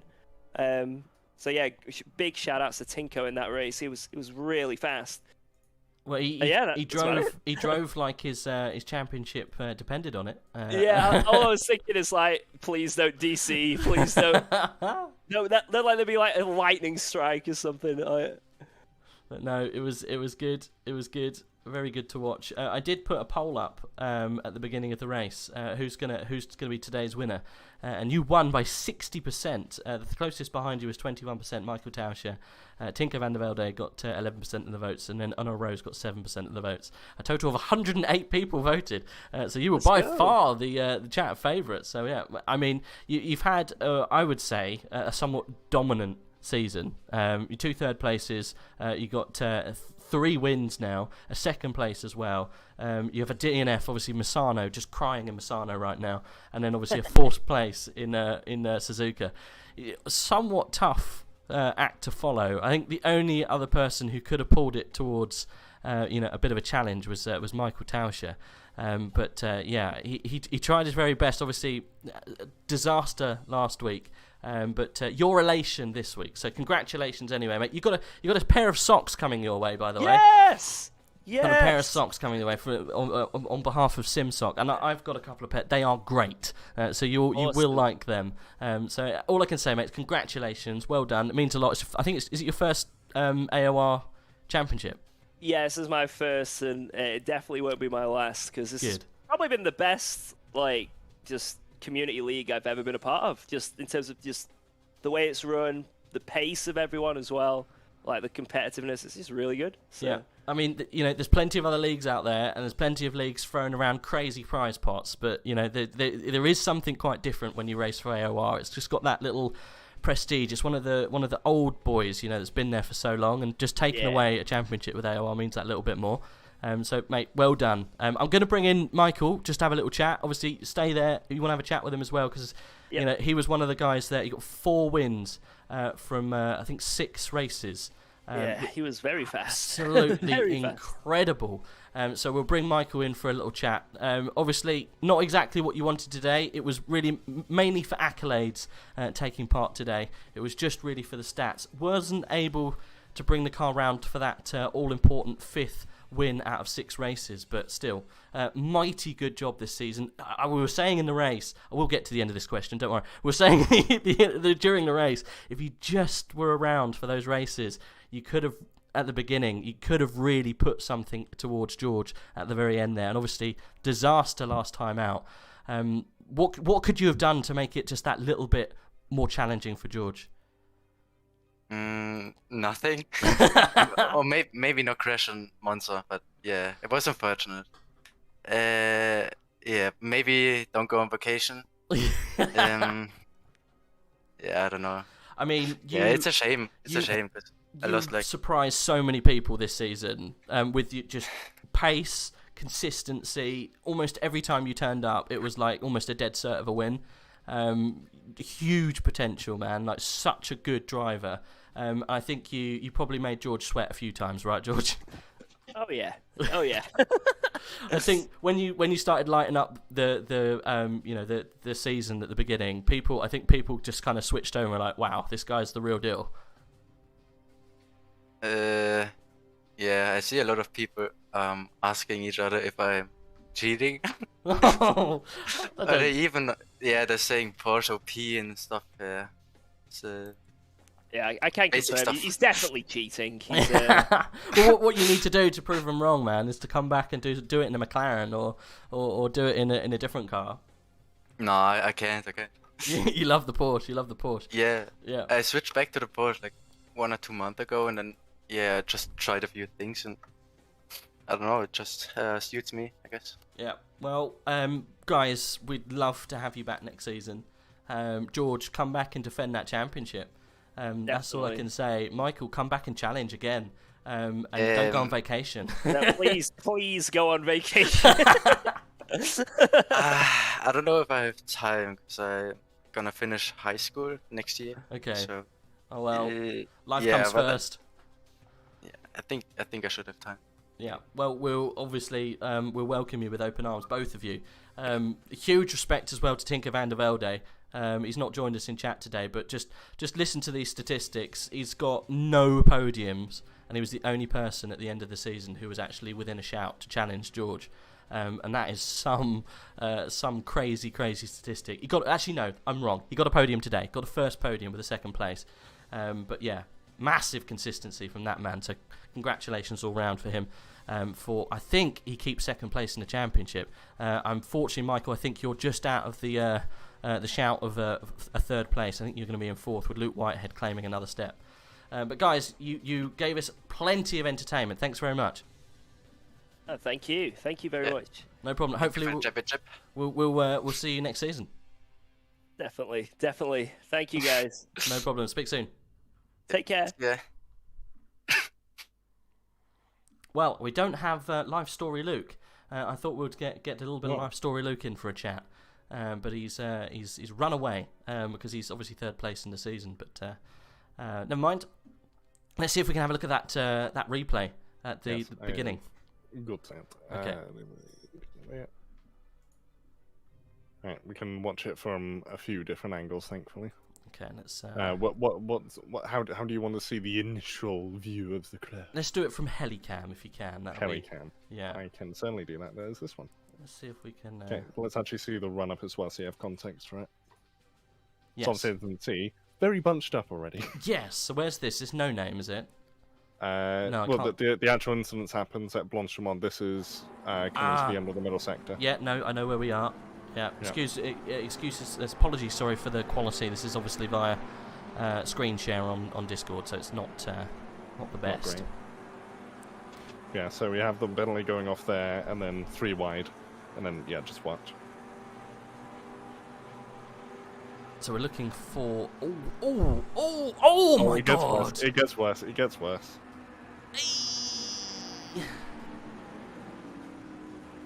Oh my goodness! Okay, so that's Redouin Masood in that car that collected those two behind. The one that went for a skid drift. So Marek Schintz literally died. That would be the Porsche going off now. Yeah, that's Schintz. So, and that's Redouin coming back on. Ferrari. Oh, gee. So that's Terragrossa. And then here he doesn't hold the brakes, so he taps that Ferrari on the back, just about. He got that's so Samir. unlucky. Is that Foch? Samir Foch, yeah. And then look how close Kevin Niles came to being collected from him. Does he get collected by the red Ferrari? Yeah, no, he misses it. Just dodges. I think that's Verstappen coming through there. Yeah. I'm not too sure. Well. That's Torregrossa. That's Kieran Prendergast, the red Ferrari. The orange Ferrari is Torregrossa. Wow. Okay. Well, he killed at least 3 people. Yeah, and then we can see it from this view. Okay. So this is the accident we missed. Just read context, guys. I'd like to just catch up. I mean, it all started. Look, I think that Dara McCormack right out on the rumble. I believe it is. And then Redouin Masood, look, just holding line. Oh, just connects with Dara, kills Marek there, and then not holding the brakes as he got hit. Look, no red lights. This is where he doesn't hold the brakes. Then he gets the brakes, but it's already too late. Too late. Yeah, too late. It's a case of There, that's on Settles' car into Shintz, so Shintz was a complete passenger. Shintz has gone at that stage, yeah. And then here, even if he holds the brakes, he's still gonna what's it. And then it's here. This is where he should have been holding the brakes at that moment. That's full where lock, he should be braking. Going full to the lock. left, holding the brakes. He would have gone somewhat straight here. Yeah. And then because he doesn't hold the brakes, he rolls back on, just about taps the car behind. But at this point, he's holding. It's too late. Yeah. Oh, can you imagine if that was a championship contender right there? That's why it's worrying. Poor Marek Schintz, look. And then I want to see it from a behind view. That's Samir coming through. Oh no, this is Dabil. Yeah. Oh, just about scaling through that, look. Still not quite the view. I wanted to get onto... Yeah, here we go, Verstappen. He's the one who ends up T-boning Masood. Go in and see if you can go in an in-car view. There we go. Oh look, he's already like having a fight with Toro Grosso, so he's not thinking about what's going on ahead. And then, oh no, oh what's going to happen here? And oh look at that, there's suddenly a Porsche. Oh, it literally came in the cockpit with him. Oh yeah, horrible crash. And then that's what I meant by in real life that would have been absolutely horrifying to watch. Yeah, no, that would have been pretty damn nasty. Pretty damn nasty. Well, I'll just end that bit there anyway. But we will end the stream actually there. I think Masood slamming the brakes on in his slide would have caused more onto the track, but his impact he really should have slammed the brakes. Yeah. After the impact, he should have. Yeah. But hey, I think because he got hit from the rear by I think it was Prendergast, it just caused a little bit more of an issue there. But never mind. It was a multiplier. Yeah, not holding the brakes, and then I think the compounded by. Staying on the track AFK, I don't think was a bit of a no-no. Anyway, we are done for Season 8. Incredible season. Probably the best that I think we've seen so far. It was really, really good. Obviously, we didn't have a title fight at the end, but we had fights all through the season. It was really, really good stuff. Again, a shout out to the sponsors that provide us all of the the help and support. Elgato, SIMSOK, Driver 61 for providing us what we need to keep this alive for everyone, and everyone in the chat for keeping us sane. And again, Saffzo, you too for helping me with all the details, all of the bits and pieces. When I shout about them and I don't know the information, and you quickly find it out for me. So thanks again for you. And yeah, I think we're done for another season, my friend. I'm pretty sure we'll be back next season for some action. A little bit of a break. But if you want more action, you can join us, not us, but you can join Tim, and I think it's Chinson. I'm sorry if it's not. I think Tim did actually confirm back a little bit earlier. And it's Cardinal, sorry. It's Tim and Cardinal are doing the Tier 2 stuff tomorrow at 7:30. They'll be going live at 7 with the build-up. So join them and in the AOR YouTube if you want to watch what's going on there. And yes, more action round Spa. Anything to finish on, Saf, before we go? Bring on next season. Bring on next season. Yes, indeed. After a break. Yes, we need a break. I want my Mondays back, man. I want my Mondays back. If I've missed anyone, again, I'm sorry. But yeah, thanks for everyone for joining in. We will catch you in a couple of weeks' time for hopefully some more GT3 racing with AOR for hopefully Season 9.